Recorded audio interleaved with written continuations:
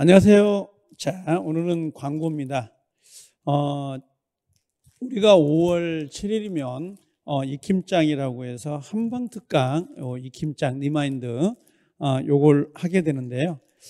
그에 대한 부가적인 설명들을 몇 가지 좀 설명해 드릴게요.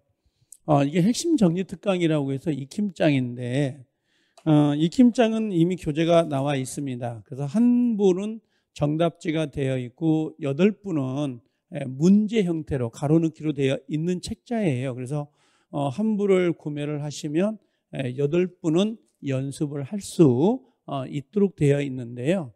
왜 이 익힘장이 왜 무엇이냐 이걸 좀 설명하려고 하는 거거든요. 자, 민법에 보시면 민법의 핵심 정리 특강이라고 보시면 돼요. 핵심 정리 특강이다라는 게 무슨 의미냐면 우리가 민법을 공부하다 보면 간혹 가다가 문맥상에 키워드를 모르다 보니까 이게 옳은 건지 틀린지를 구별하기가 어려울 때가 있어요. 그래서 그걸 핵심만 추려가지고 이게 효율적으로 강의하려고 하는 게 바로 이 익힘장 강의라고 생각을 하시면 됩니다. 이 민법은 뭐니 해도 이 민법입니다. 민법에서는 모든 시험이 다 그렇지만 가장 중요한 게 키워드예요. 이 키워드를 찾아가지고 우리가 판례 같은 거를 전체를 외운다는 건 어렵잖아요. 그래서 이 키워드를 위주로 해가지고 이걸 간결하게 만들어져 있고요. 정답지는 모두 채워져 있습니다. 근데 나머지 8부분은 키워드가 빈 공란으로 되어 있어요. 그래서 정답지를 보고 그다음에 키워드를 빈칸을 채워나가는 게 익힘장이라고 보시면 돼요. 그 다음에 또 하나는 뭐냐면 우리가 이렇게 문장이 있잖아요. 하나의 문장이 있을 때 문장이 길어. 끝허리에 다라고 되어 있거든요. 그럼 한 줄, 2줄 정도가 되는 게 우리 민법인데 그 지문을 보고 전체적으로 구조를 파악하기가 쉽지가 않아요. 근데 여기 키워드 위주로 해가지고 시각적으로 정리가 되어 있어요. 그게 무슨 말이냐면 이 그냥 검정줄로만 되어 있는 게 아니라 색깔을 넣어서 키워드에다가 빨간색 부분에 글자를 넣어가지고 눈에 쉽게 들어올 수 있도록 시각화해 놨습니다. 그래서 이 기출 지문을 바탕으로 해서 그 직결되는 핵심 용어만, 핵심 키워드만 해가지고 정리를 했으니까 이걸 우리가 정답지를 보고 그 다음에 문제편에다가 빈칸을 메꿔 나가신다면 상당히 도움이 될 수 있어요. 그렇게 만들어진 게 익힘장이라고 보시면 됩니다. 그러면 이 핵심 정리 익힘장은 무엇인가라고 하는 건데요. 첫 번째는 개념이에요. 우리가 개념을 설명을 하거든요. 동시이행항변권이다 그러면 동시이행항변권을 설명하고 동시이행항변권에 키워드가 있어요. 예를 들면 지체 책임을 지지 않는다. 상계가 안 된다. 그럼 동시이행 관계가 있으면 이러한 것들이 동시행관계다. 그래서 개념 키워드고요. 그 다음에 이 제도와 이 제도를 비교할 수 있고요. 그걸 바탕으로 해서 점수가 연결될 수 있도록 하는 게 가장 논점이에요. 우리는 민법을 쉽게 강의하면 나중에 점수가 나올까? 우리가 예를 들면 쉽게 설명을 해. 오늘 눈높이에 설명을 해 주지만 나중에 점수가 연결이 안 되는 경우는 의미가 없어요.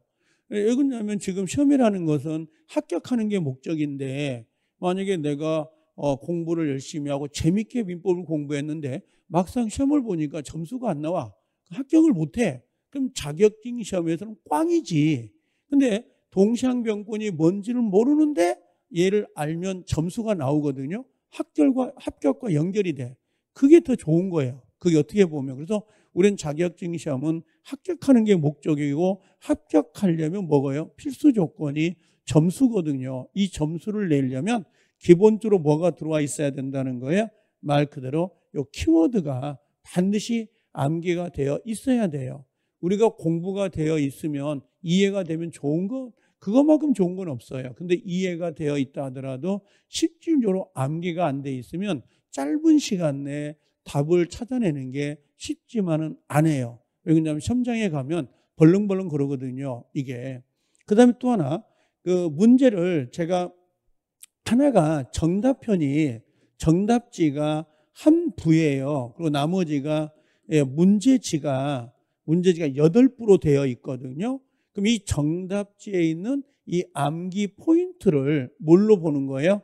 저 문제지를 통해서 8번까지 빈칸에 채워 넣다 보면 이건 분명히 키워드를 외울 수밖에 없어요. 같은 형태, 같은 모양으로 똑같은 페이지에 8부가 문제로 되어 있는 거기 때문에 예를 들면 일주일에 한 부씩만 메꿔 나가도 그렇죠. 8주면 8부를 다 쓸 수가 있거든요. 그래서 8번 정도만 써 놓으면 키워드를 충분히 이해할 수 있고요. 또 시험에 나올 수 있는 것만 딱 정리를 해놨어요. 총 이걸 고민을 많이 했어요. 8페이지로 갈 거냐 했는데 총 13페이지로 돼 있어요. 그래서 13페이지를 모두 집어넣으려고 노력을 했습니다.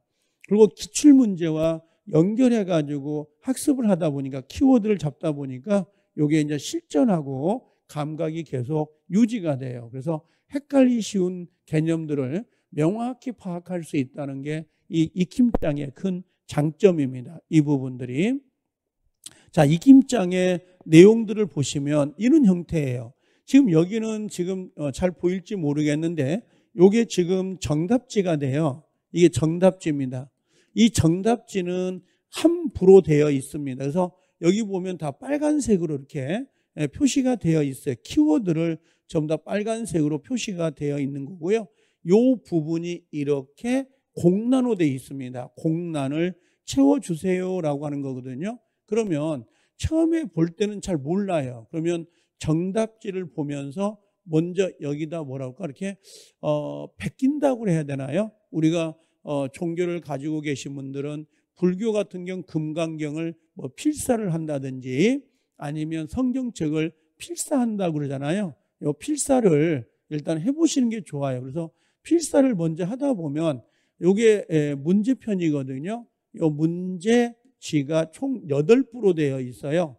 같은 걸로 8부예요. 같은 걸로. 그래서 계속적으로 반복해서 공부하시다 보면 이걸 정답을 보고 베끼고 정답 베끼다 보면 한 부, 두 부 지나다 보면 세 부, 네 부 가다 보면 충분히 외워지는 형태로 갑니다. 그리고 수업할 때마다 이걸 펴놓고 같이 외워나가면 훨씬 도움이 되거든요. 이런 부분들이.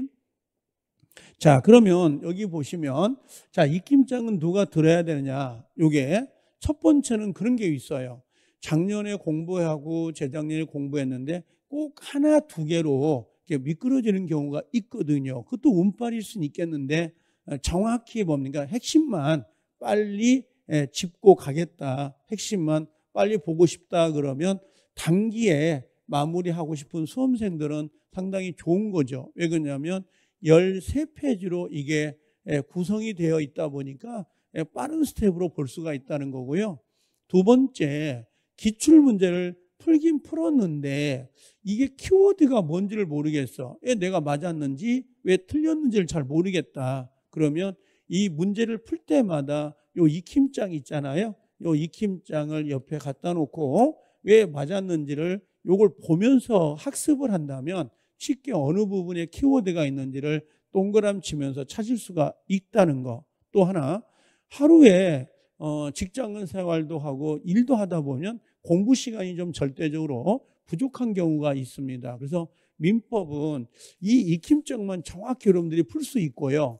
그 다음에 또 하나가 뭐냐면 익힘장을 본 다음에 뭘 하나 보시냐면 꼭 문제를 풀어보면 좋아요. 기출문제를. 그러면 하루에 공부 시간이 2-3시간밖에 없다면 그때는 결국은 짧은 시간 내에 공부의 완성도를 높이고 싶다. 그럼 요 익힘장만한 게 저는 없다고 보여져요.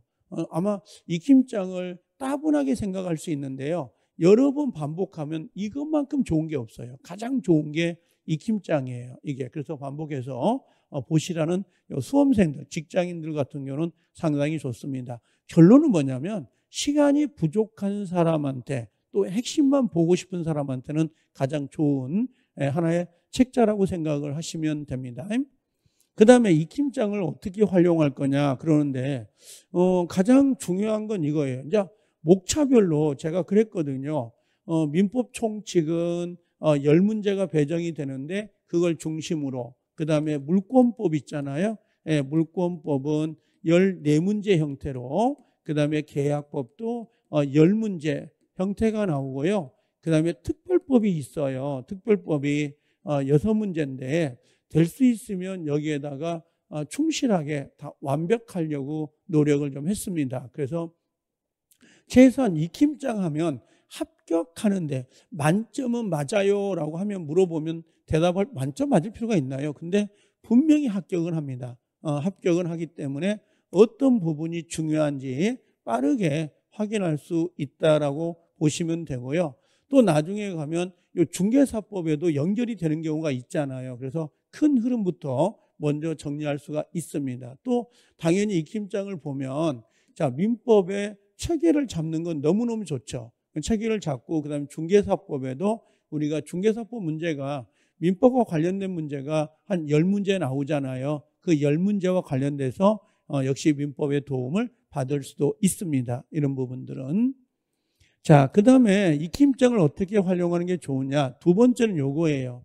기출 포인트를 뭡니까? 반드시 암기해서 연결하고 반복할 수 있다라고 되어 있습니다.